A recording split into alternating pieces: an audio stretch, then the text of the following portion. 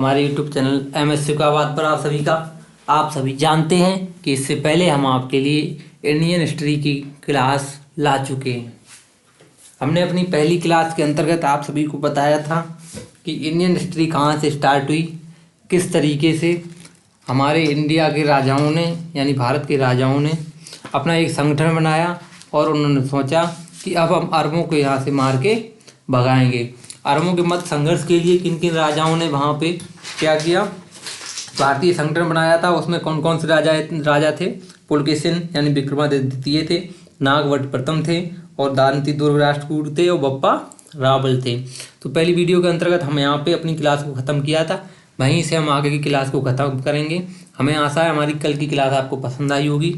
अगर हमारी क्लास कल की आपको पसंद आई है तो अगर आप अभी तक आपने चैनल को सब्सक्राइब नहीं किया है तो चैनल को सब्सक्राइब कर लें, बेल आइकन को क्लिक कर लें, जिससे हमारी वीडियो की आपको लेटेस्ट नोटिफिकेशन मिलता रहेगा।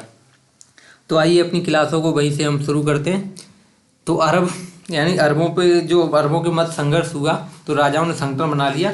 तो अरब 300 वर्षों तक रुके रहे थे। इसके बाद यानी कि संघर्ष चलता रहा 300 वर्षों तक। अरब के जो अरब आए थे, अरब से लोग आए थे, वो 300 वर्षों तक इसके बाद भारत में उन्होंने अपना शासन स्थापित रखा था।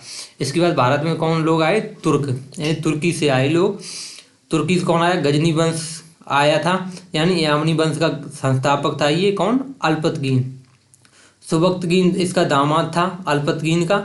977 से 997 AD तक रहा ये। अल्पतगीन रहा 943 से 963 AD तक। सुबक्तगीन का पुत्र फिर रहा महमूद गजनवी, गद्दी पर बैठा। कौन सी सन में? 998 AD में ये गद्दी पर बैठा और 1030 AD में इसकी मृत्यु हो गई। इसके बाद प्रथम सुल्तान किसे घोषित किया? प्रथम सुल्तान घोषित खलीफा के द्वारा किसे किया गया? महमूद गजनवी को।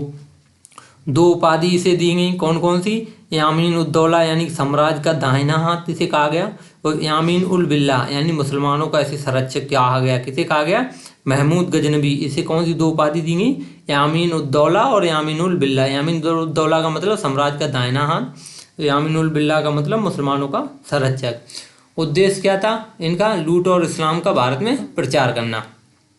भारत पर आक्रमण यानी 17 आक्रमण किए। हेनरी इलियट ने अपनी पुस्तक में लिखा है इन्होंने भारत पर 17 आक्रमण किए।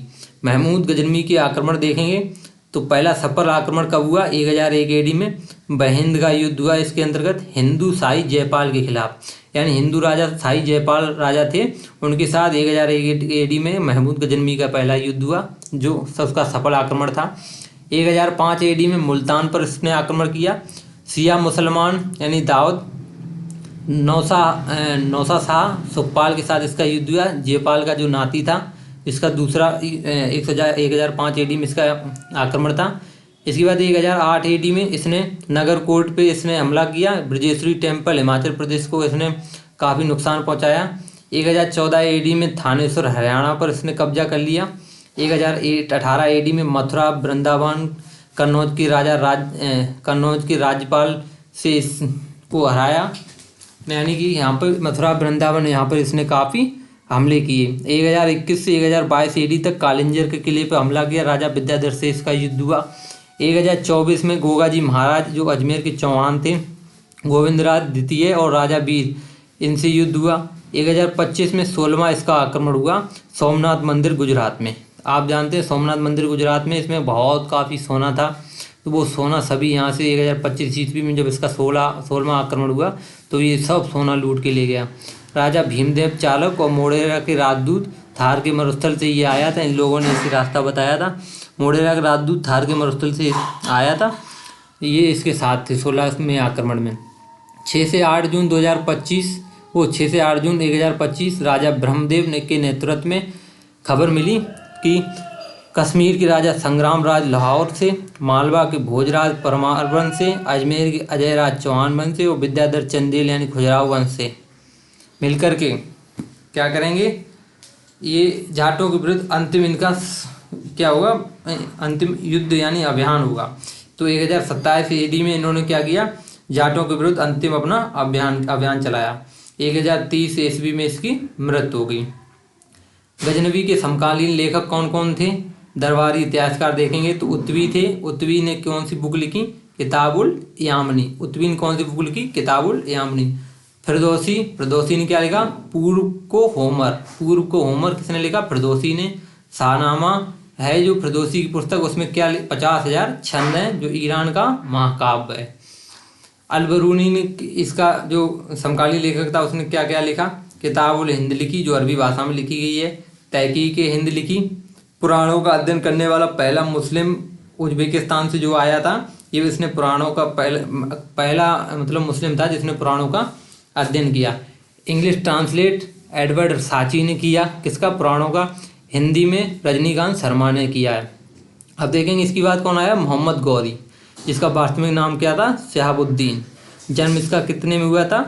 1149 AD में। मृत्यु कब हुई? 1206 AD में। गौरी का भाई कौन था? गयासुद्दीन। 1163 से ये कब तक रहा? 1202 तक। मोहम्मद गौरी को 1173 में गौर प्रदेश मिला था। ठीक है। भारत पर पहला आक्रमण इसने कब किया? 1175 AD में। मुल्तान पर आक्रमण किया, कर्मात जात पर, जिसमें इसकी जीत हुई। 1178 में इसने पाटन गुजरात पर आक्रमण किया, ये इसमें असफल रहा। वंश इसका क्या था? सोलंकी। रानी कौन थी मांगी? नायका देवी। और सहयोग किसने किया? चामान शासक ने। बेटा कौन था? मूलराज सेकंड। युद्ध का नाम था कयाद्रा का युद्ध। तो कयाद्रा का युद्ध किसके साथ लड़ा गया था? यानी कि सोलंकी वंश प्लस मोहम्मद गौरी के बीच लड़ा गया। तो इसमें मोहम्मद गौरी क्या? असफल रहा था। कन्नौज में कौन सा वंश था? गढ़वाल वंश था। बुंदेलखंड में चंदेल वंश था। कलचुरी में चेंदी वंश था। बंगाल में पाल वंश या सैन वंश था। दिल्ली और अजमेर में चौहान वंश था। गुजरात में चालुक्य वंश था। अब देखेंगे आगे, तो पंजाब में मलिक खुसरव के विरुद्ध यहाँ पर युद्ध हुआ। किसमें? पंजाब में मलिक खुसरव के युद्ध मतलब विरुद्ध में इसने युद्ध किया। 1179 में पेशावर, कश्मीर और सिंध को इसने जीत लिया। 1179 में पेशावर, कश्मीर और सिंध को जीता। पेशावर कहाँ पे? अभी पाकिस्तान में। कश्मीर आधा हमारे पास, आधा पाकिस्तान के हिस्से में। सिंध ये पाकिस्तान में पड़ता है। 1186 में इसने लाहौर जीत लिया, जो पाकिस्तान में पड़ता है। 1188 में बठिंडा जीत लिया। बठिंडा में भारत की सबसे बड़ी छावनी है, तो 1188 में बठिंडा जीता, जो पंजाब में पड़ता भारत में। 1191 में तराइन का प्रथम युद्ध हुआ। अब देखेंगे तराइन के युद्ध। तराइन का प्रथम युद्ध हुआ किसके बीच? गौरी और पृथ्वीराज तृतीय, यानी राय पिथौरा जिन्हें कहा जाता है। तो इसमें क्या हुआ? गौरी हार गया। 1192 में तराइन का द्वितीय युद्ध हुआ। इसमें गौरी वर्सेस पृथ्वीराज तृतीय, यानी गौरी की इसमें विजय हुई। गौरी शासन एवक को सौंपकर यहाँ से चला गया। अब देखेंगे पृथ्वीराज चौहान। 1178 ईस्वी से 1192 ईस्वी तक शासन किसका रहा? शासनकाल रहा पृथ्वीराज चौहान का। दिल्ली के संस्थापक कौन थे?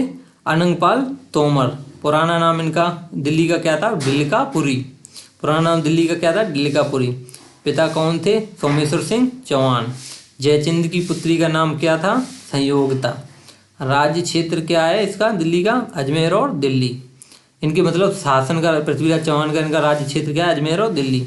1194 में चंदावर का युद्ध हुआ पहला, जिसमें गौरी वर्सेस जयचंद हुआ युद्ध, जिसमें गौरी की विजय हुई। कन्नौज यूपी में यमुना नदी के किनारे है। यमुना नदी के किनारे कौन सा शहर है? इटावा। यहाँ पे इनका चंदावर का युद्ध लड़ा गया, कन्नौज और यमुना नदी इटावा किनारे। गौरी जिसमें विजय हुई जयचंद से हुआ। 1192 में मोइनुद्दीन चिश्ती भारत आए। अजमेर में मोइनुद्दीन चिश्ती की अजमेर शरीफ दरगाह है, जिससे आप सभी जानते हैं। मुस्लिम लोग काफ़ी यहाँ घूमने जाते हैं। सूफी यानी सपा शब्द से इसकी उत्पत्ति हुई है। सूफी का मतलब है, सपा का मतलब होता है पवित्र। 1203 में कालिंजर अभियान किया इसने। परमादिदेव यानी महोबा और बुंदेलखंड के राजाओं के साथ आला खंड लिखा किसने? जगनी ने। राजा के ये दरबारी थे। गौरी का अंतिम अभियान किनके विरुद्ध हुआ? खोखरों के विरुद्ध। गौरी की मृत्यु कब हुई? दमयक यानी सिंध में इसकी कब मृत्यु हुई? 1206 AD में गौरी की, मोहम्मद गौरी की मृत्यु होगी। गौरी ने अपना साम्राज्य किसको सौंप दिया? ऐबक को। दिल्ली प्लस का जो अजमेर प्लस का उसका सम्राट था, उसने किससे सौंप दिया? कुतुबुद्दीन ऐबक को। और साम्राज्य को सौंपकर वह उसकी मृत्यु होगी, वो चला गया। आप सभी जानते हैं कि हमने अपनी कल की क्लास में इंडियन हिस्ट्री स्टार्ट की थी। दूसरी क्लास में आज हम पृथ्वीराज चौहान तक पहुंच चुके हैं। तो हमें आशा है हमारी क्लास आपको पसंद आती होंगी। अगर हमारी क्लास आपको पसंद आती है तो वीडियो को लाइक करना नहीं भूलें और चैनल को सब्सक्राइब कर लें। ऐसे ही हम आपके लिए क्लास लेकर आते रहेंगे। कल की क्लास में हम दिल्ली सल्तनत स्टार्ट करेंगे। इससे आगे की थोड़ी क्लास बची है पृथ्वीराज चौहान से रिलेटेड। इसके बाद कल हम दिल्ली सल्तनत को स्टार्ट करेंगे। तो हमें आशा है आपको वीडियो अच्छी लगती होगी। अगर आपको वीडियो अच्छी लगती है ज़्यादा से ज़्यादा कमेंट करें और अपने सुझाव जरूर दें। जय हिंद भाइयों, जय हिंद दोस्तों।